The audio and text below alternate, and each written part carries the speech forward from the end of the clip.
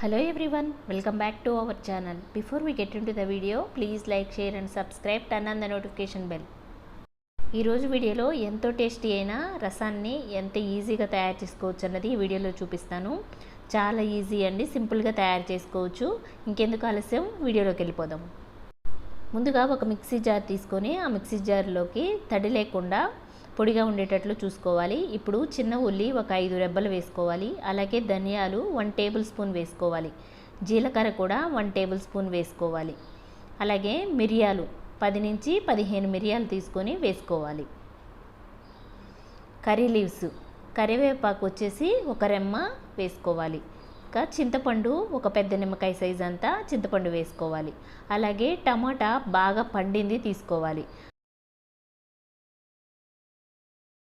టమాటా పండితేనే గుజ్జు గుజ్జుగా చాలా బాగుంటుందన్నమాట రసానికి.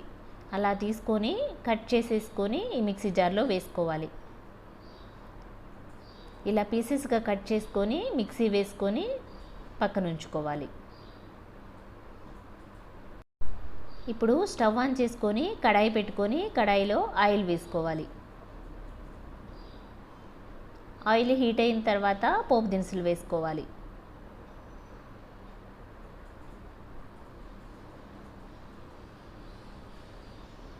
దీంట్లో జీలకర్ర కూడా కొంచెం ఎక్కువ వేసుకోవాలి. అలాగే కర్రీ లీవ్స్ వేసుకోవాలి.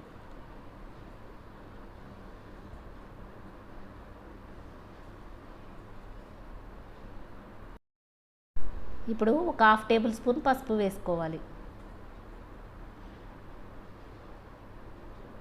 పోపులోనే పసుపు వేసుకుంటే మంచి ఫ్లేవర్ అనేది వస్తుంది.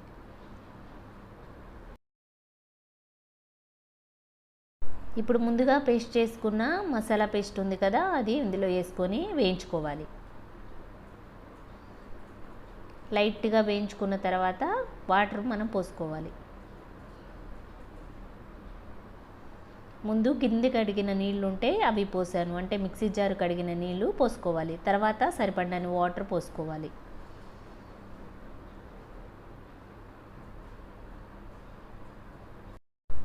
ఇలా వాటర్ పోసుకున్న తర్వాత దీంట్లో సరిపడా ఉప్పు కూడా వేసుకోవాలి. ఉప్పు మీ టేస్ట్కి తగినంత వేసుకోండి. రసం అంతా ఒకసారి మిక్స్ అయ్యేటట్లుగా మొత్తం కలుపుకొని బాగా తెరల కాగేటట్లుగా చేసుకోవాలి. అంటే నురుగు వచ్చేసి కాగినంత వరకు ఉంచుకోవాలి.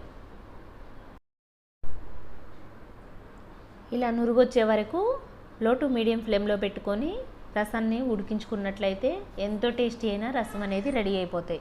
ఈ రసం మనకి చికెన్లోకి, ఏదన్నా బంగాళదుంప ఫ్రైలోకి, అలాంటి వాటిలోకి చాలా టేస్టీగా ఉంటుంది. చాలా ఈజీగా కూడా తయారు చేసేసుకోవచ్చు. ఒకసారి ఇలా ట్రై చేసి ఎలా వచ్చిందన్నది నాకు కామెంట్ సెక్షన్లో తెలియజేయండి. వీడియో నచ్చితే కనుక లైక్ చేయండి, షేర్ చేయండి, సబ్స్క్రైబ్ చేసుకోండి. ఇలాంటి మరిన్ని వీడియోస్ కోసం నా ఛానల్ని సబ్స్క్రైబ్ చేయండి.